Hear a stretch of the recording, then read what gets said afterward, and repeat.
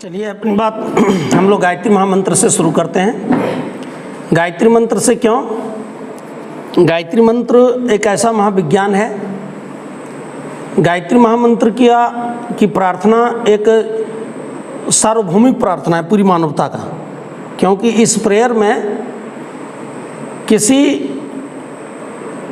एक व्यक्तिवाचक के रूप में भगवान का निरूपण नहीं किया गया है, बल्कि भगवान की महिमा को, इसमें ईश्वरीय ऊर्जा को, ईश्वरीय ताकत को, ईश्वरीय एनर्जी को एक सार्वभौमिक शक्ति के रूप में इसमें प्रतिष्ठित किया गया है। हमको ऐसे समझ लें कि गायत्री महामंत्र इस ब्रह्मांड के गर्भ में छिपे हुए जो दिव्य ऊर्जा है, जो रहस्य है, उस तक पहुंचने का एक माध्यम है। अंतर जगत की शक्तियों का जागरण का एक ऐसा महामंत्र है जिसको वैदिक काल से लेकर आधुनिक काल के महापुरुषों ने एक स्वर से गायत्री महामंत्र की महिमा को स्वीकार किया है। आज़ादी के आंदोलन के समय के महापुरुषों के जीवन को देखा जाए, बाल गंगाधर तिलक से लेकर महात्मा गांधी, शहीद आजम भगत सिंह, जिनके भी आत्मकथा को पढ़ेंगे तो अपने प्रेयर में उन लोगों ने गायत्री महामंत्र को अवश्य शामिल रखा है। और गायत्री महामंत्र पर वर्तमान समय के साइंटिस्ट पंडित श्री राम शर्मा आचार्य जी, इन्हें 24 वर्षों तक गहन तपस्या गायत्री मंत्र का किया। केवल जप नहीं, तप, जप के साथ उन्हें तप किया। तप क्या कि 15 वर्ष की उम्र से इन्हें गायत्री मंत्र की उपासना प्रारंभ करी और अपने दादा गुरुदेव के अनुसार, इनके जो गुरु थे हिमालय वासी, ने कहा तप करना पड़ेगा। तप कैसे? नमक चीनी नहीं खानी है, फल फ्रूट्स कुछ नहीं खाना है, बल्कि गाय को जौ खिला करके, गोबर के साथ जौ निकलता है, वो उसको जल से धो करके, उसका धूप में सुखा करके, वो चक्की से पीस के उसकी रोटी खानी है। और ऐसा इन्होंने बसंत पंचमी 1926 से लेकर बसंत पंचमी 1950 तक कंटिन्यू 2 जौ की रोटी और छाछ पर, और 24 वर्षों की तपस्या पर उन्हें कहा कि हम ये प्रयोग किए अपने जीवन रूपी प्रयोगशाला में इस महामंत्र को, कि यदि लाइफ बर्बाद होता है तो मेरा होना चाहिए, और यदि बेनिफिट होगा तो पूरी मानवता को बताएंगे। तब दूसरा शब्द आया, धर्माचार्यों ने कहा नहीं, महिलाओं को गायत्री मंत्र बोलने का अधिकार नहीं है। तो सबसे पहले गायत्री मंत्र से कि इन्होंने जोड़ा अपनी जीवन संगनी वंदनीय माता जी को, कि अगर दूसरे नारी का हम लाइफ क्यों बर्बाद करें गायत्री मंत्र से, इसलिए पहले अपने जीवन संगनी पर उन्हें प्रयोग किया।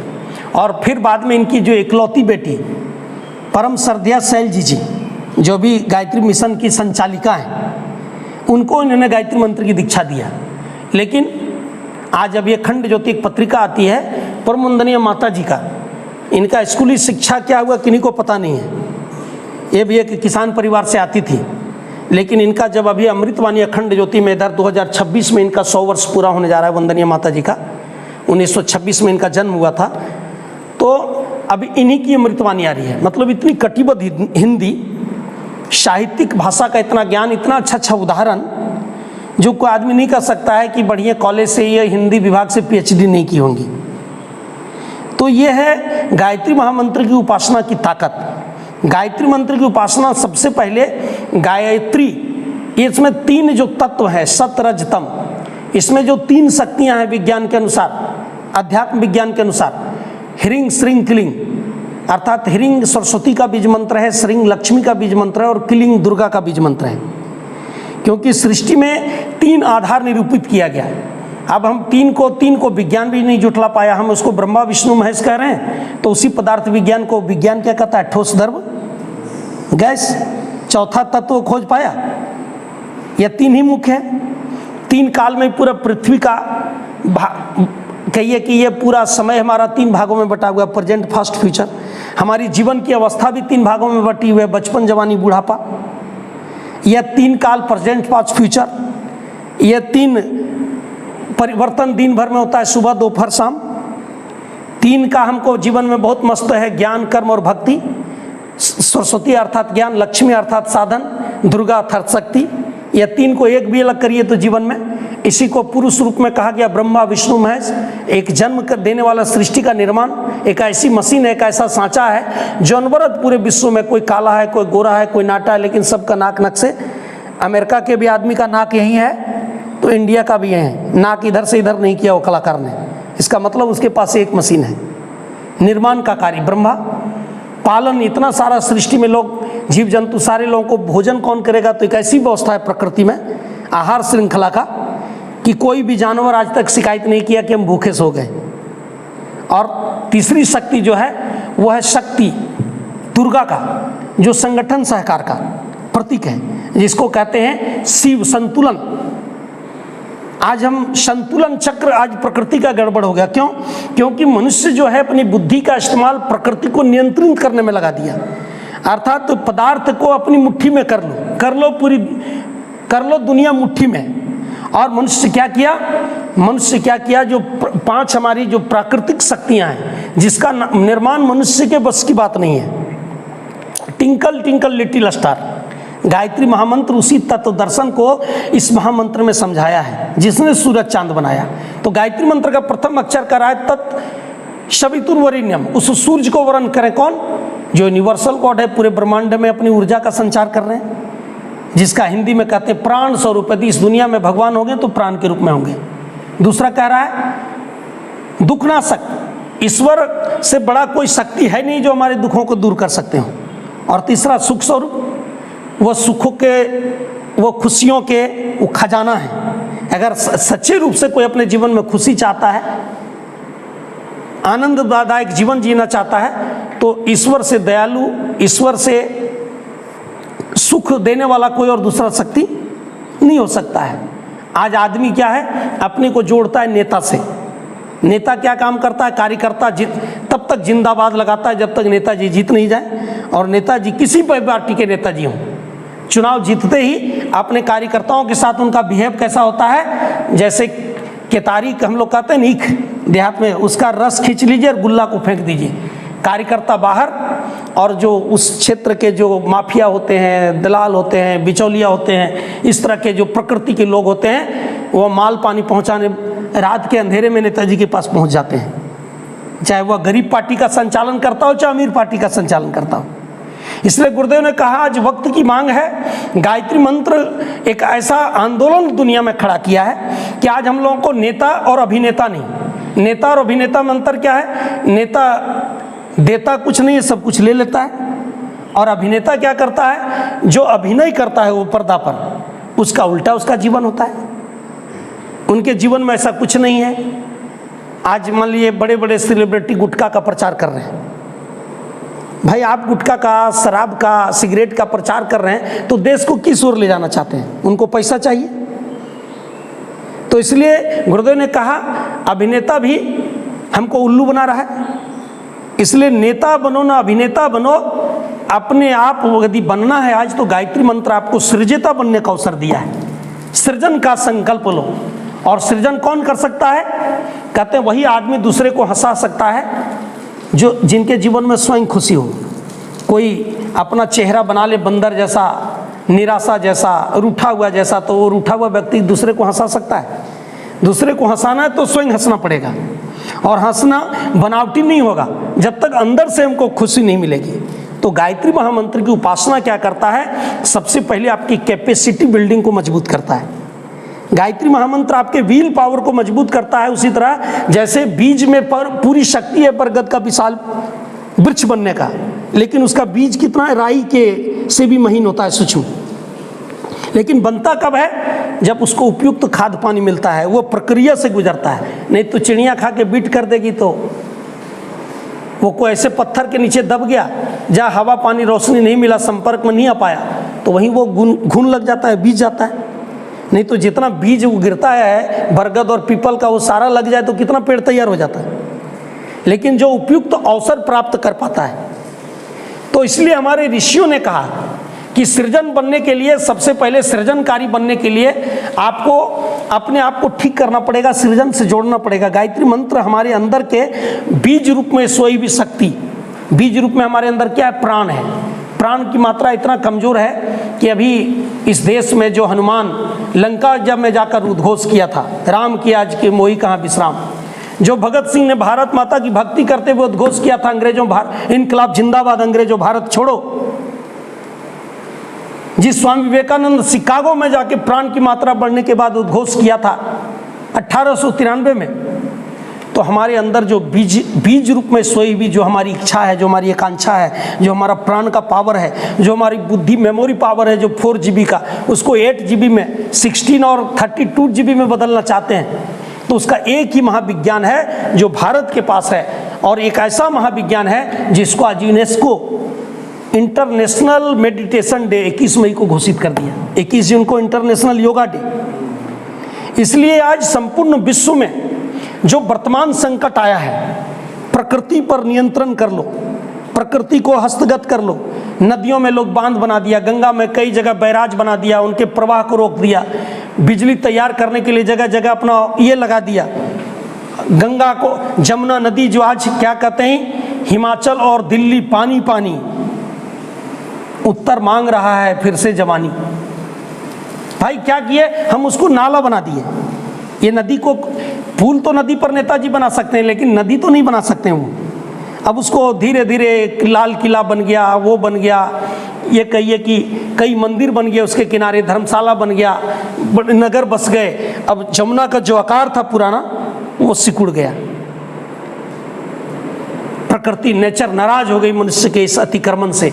और एक बार प्रकृति केवल अपना शरीर डुलाया तो कवि लिखते हैं, जब उत्तराखंड में बाढ़ आई थी, केदार घाट, वो केदार का मंदिर, प्रकृति उसकी रक्षा किया। लेकिन जो आधुनिक आज इंजीनियर जो बनाया था पूरा नाक नक्शा से, पूरा वो कहिए कि गुणवत्तापूर्ण, लेकिन ईश्वरीय व्यवस्था के सामने 1 मिनट भी नहीं टिका। कवि कहते हैं, ऊंचे भवन ढहें जैसे हो कोई बाल खिलौने, और भरी बसें कारें बहती थी जैसे खाली दोने। नहीं सेतु सड़कों की भू पर कोई बची निशानी, और शिलाखंड के नीचे अनगिन दबे हाथ अभिमानी। चंद्र और मंगल तक पहुंची बुद्धि कामना आई, शिलाखंड के नीचे अनगे दबे हाथ अभिमानी।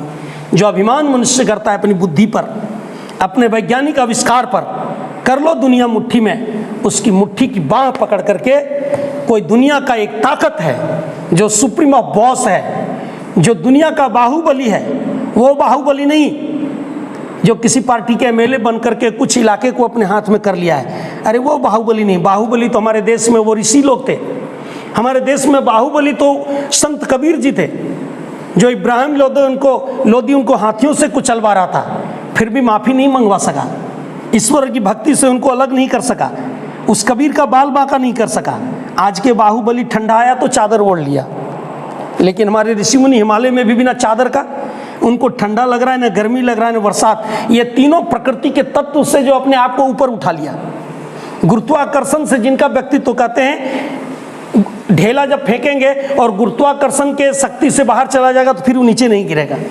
उसी तरीके से हमारे महापुरुष जिनको कहते हैं, वो अध्यात्म जगत के वैज्ञानिक थे और अपनी पर्सनालिटी को इतना डेवलप किया कि वो सफलता के ऐसी सूची में शामिल हो गए। और ऐसे ही उदाहरण अभी डॉक्टर एपीजे अब्दुल कलाम के जीवन में देख सकते हैं। ऐसे जो हमारे अंदर सोई भी शक्ति को जागृत करने का काम है, उस प्रार्थना का नाम गायत्री महामंत्र है। और गायत्री महामंत्र प्रकृति का हमको मित्र बनाता है, दुश्मन नहीं। प्रकृति के साथ हमको माँ की तरह व्यवहार करना सिखाता है कि प्रकृति से लेना है, प्रकृति के गर्भ में है तो धरती से लेना पड़ेगा, हवा से हमको लेना पड़ेगा, बादल से हमको लेना पड़ेगा, पृथ्वी से हमको लेना पड़ेगा, पानी से हमको लेना पड़ेगा, अग्नि सूर्य से हमको लेना पड़ेगा। लेकिन कैसे लेना पड़ेगा? पुत्र बनकर, पुत्रवत, मातृवत। लेकिन आज क्या है, आज हम उसके साथ अपनी बुद्धि के बल पर, अपने आविष्कार के बल पर उनको हस्तगत उसका अतिक्रमण करना शुरू कर दिया, उसको सिकड़ा बनाना। आज मनुष्य का बस चले तो इस सभी नदियों को गायब कर दे लोग। लेकिन ये हमारी जीवन रेखा थी। सिद्धू घाटी सभ्यता, ऐसे बहुत सारी सभ्यताएं जो नदी किनारे विकसित हुई। क्यों? इसके पीछे रहस्य था, इसके पीछे विज्ञान था। तो इसलिए यह गायत्री महामंत्र की उपासना हमको प्रकृति का मित्र है। ये हमको अंदर में वो जो प्रकृति में यत पिंडे तत् ब्रह्मांडे, जो ब्रह्मांड में जो विशाल ऊर्जा दिखाई पड़ रहा है, उसी ऊर्जा का छोटा सा केंद्र पावर हाउस क्या है? हम हैं। हमारे अंदर वो सारा गुण है। लेकिन इसको जगाने के लिए प्रारंभिक चरण में परम पूज्य गुरुदेव ने एक ऐसा महाविज्ञान, गायत्री महाविज्ञान का आज मानवता को दिया। गायत्री महाविज्ञान एक बुक है, उस गायत्री महाविज्ञान पर उन्होंने अपनी सोई शक्ति को जागृत करने का एक ऐसा यह दिया कि आज पूरी मानवता उसके शरण में आने के लिए तत्पर है। आज यूनेस्को से लेकर हर जगह हम जाकर के मानव बता रहे हैं कि भाई ये पांचों प्राकृतिक शक्तियां जो है, पर्वत, नदी, पहाड़, अग्नि, ऊर्जा, जल, वायु, इसको हम मनुष्य होने के नाते इस पूरे ब्रह्मांड का हमको पोषण करना था। लेकिन आज क्या है, हम शोषण करने पर लगे हुए हैं। लेकिन हम गायत्री परिवार के लोगों ने इस ऐसा महाविज्ञान परम पूज्य गुरुदेव ने डेवलप किया, यज्ञ का ज्ञान विज्ञान।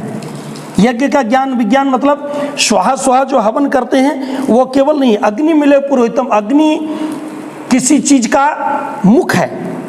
अग्नि क्या है, ये ब्रह्मांड की ऊर्जा का मुख। अग्नि में जो कुछ डालेंगे वो पूरा ब्रह्मांड में फैल जाता है।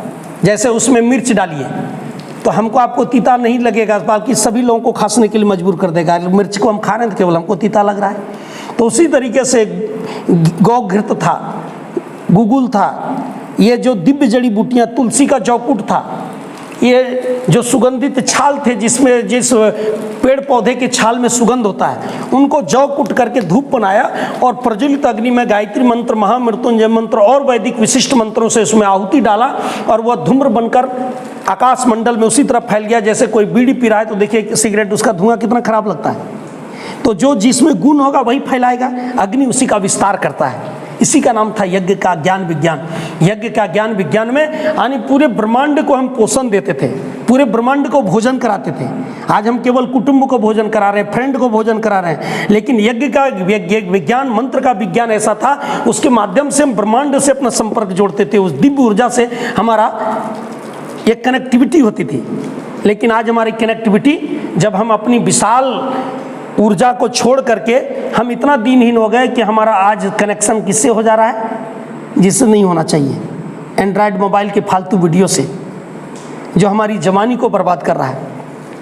हम कच्चे उम्र में एक ऐसे गलत रिश्ते और संबंध में फंस जा रहे हैं, उससे हमारा पूरा करियर बर्बाद हो रहा है। अच्छा नहीं चाहते हुए भी हमारी शक्ति निगेटिविटी की ओर जा रहा है। जो पूरी प्रकृति को हस्तगत किया था, संबंध जोड़ लिया था, वही मनुष्य, वही सर्वश्रेष्ठ राजकुमार आज क्या कर रहा है, आज छोटे छोटे बुराइयों में इस तरह से फंस गया है कि बुराई छोड़ना उसको पहाड़ के बराबर लगता है। लेकिन आप लोग विश्वास पूर्वक इस गायत्री महामंत्र का आप उपासना अनिवार्य करें। विद्यार्थी जीवन और गायत्री मंत्र, ये दोनों का बड़ा अनुनाश्रित संबंध है। आप गायत्री मंत्र की दिव्य ऊर्जा से प्रकृति के साथ आप एकाकार हो सकते हैं और इस ब्रह्मांड में जितनी भी सकारात्मक ऊर्जा है वो आपका सहायक बन जाता है, आपको सहयोगी बन जाता है। जैसे आज हवा देवता बंद कर दें ऑक्सीजन देना, किसी भी जीव आदमी का अस्तित्व है, लेकिन कोई विज्ञान, आज विज्ञान के पास उपाय नहीं है कि भाई इस प्रकृति में फिर से प्राण तत्व की मात्रा हम कैसे बढ़ाएंगे। प्राण तो है, लेकिन प्राण तत्व की मात्रा हम फिर से कैसे, वाटर लेवल को फिर से हम बढ़ाएंगे कैसे। आज लोग क्या बढ़ाने में लगा हुआ है, जनसंख्या। जनसंख्या जनसंख्या नियंत्रण कानून सरकार की पहला मैनिफेस्टो होना चाहिए था, पहला संकल्प कि भाई हम उपयोगी आदमी बढ़ाएंगे, मक्खी मच्छर की तरह हम जनसंख्या बढ़ा करके। और ये कोई बोरा तो नहीं है, कोई जानवर तो नहीं है, जीवित आवश्यकता हमारी है। हम कोई वस्तु नहीं है, हमको एक अच्छा सा मकान चाहिए रहने के लिए, वातावरण चाहिए, पर्यावरण का संयोग चाहिए, शुद्ध ऑक्सीजन चाहिए। और अब मक्खी मच्छर की तरह अनावश्यक जनसंख्या बढ़ेगी तो क्या होगा। इसलिए आज प्रकृति से केवल आदमी आज लेना सीख गया, देने का। हवा ऑक्सीजन ले रहे हैं, फिर से ऑक्सीजन कैसे लौटाएंगे, पेड़ काट दे रहे हैं। तो ऐसे कई यक्ष प्रश्न है जिसके कारण प्रकृति नेचर हो गई। और दिल्ली में जहां हमारे मुख्यमंत्री, प्रधानमंत्री जी बैठे हुए हैं, उस जगह भी जमुना का पानी घुस करके पूरा दिल्ली को पानी पानी कर दिया। उसकी औकात बता दिया है कि मनुष्य तुम औकात के अंदर रहो, वरना ये काल जो है सो महाकाल की मुट्ठी में है, जो सबसे बड़ा ऊर्जा है, अपनी ताकत पूरे ब्रह्मांड में, पूरे विश्व में दिखाना शुरू कर दिया है। और हम उसके सहायक बने, उसके मित्र बने, उसके सहयोगी बने। गायत्री मंत्र यही प्रेरणा हमको देता है। और गायत्री मंत्र सबसे पहले बोले कि सरस्वती बीज मंत्र हमारे ब्रेन लेवल को ठीक करता है, सोचने का तरीका हमारे मस्तिष्क में आ जाता है, हमको अभाव से मुक्त करती है। जो आवश्यक संसाधन हमको चाहिए जीने के लिए, वह गायत्री मंत्र के उपासक को, गायत्री मंत्र की प्रार्थना करने वाले को कभी कमी नहीं पड़ती है। और तीसरा, जो संगठन, एकता, अच्छे लोगों का संगठन की आज कमी है। आज से हर राजनीतिक लोगों का संगठन है, उचक्के लोगों का संगठन है, चोरों का संगठन है, पॉकेटमारों का संगठन है, लेकिन अच्छे लोगों का संगठन जो है वो कहीं दिखाई नहीं पड़ती है। अच्छे लोगों का संगठन का मतलब हम सृजता बने, देने के लिए, समाज के लिए कुछ तत्पर हो जाएं, देने वाला देवता बन जाए। तो देना कौन सिखाता है? गायत्री मंत्र हमको देना सिखाता है। यानी इतना हमारा विल पावर को इतना मजबूत कर देता है, हमारी एबिलिटी को इतना शक्ति संपन्न बना देता है कि हम हजारों लोगों का फ्लोर बन जाते हैं, देने लायक हम बन जाते हैं। हमारे अंदर ऐसी एबिलिटी उत्पन्न हो जाती है, हमारी शक्ति और ऊर्जा का ऐसा उत्पादन होने लगता है। तो आइए, गायत्री महामंत्र की महिमा अपरंपार है। गायत्री के महामंत्र से जीवन का सब पाप हरो। पाप मतलब जो हमारी निगेटिविटी है, जो हमारी पाप वृत्ति है, जो हमारे अंदर का दुर्गुण है, जो हमारे करियर में बाधक है, जो हमको पढ़ाई में मन नहीं लगने देता है, जो हमारे मन को बार बार भटकाता है, वो जितनी प्रकार की दुष्प्रवृत्ति है उसका नाम है पाप। इसलिए गायत्री के महामंत्र से जीवन का सब पाप हरो, सुंदर सुखी बनेगा जीवन। गायत्री मंत्र का जाप करो। Wonderful, unique, unforgettable. इसी स्वभाव के साथ धन्यवाद, नमस्कार।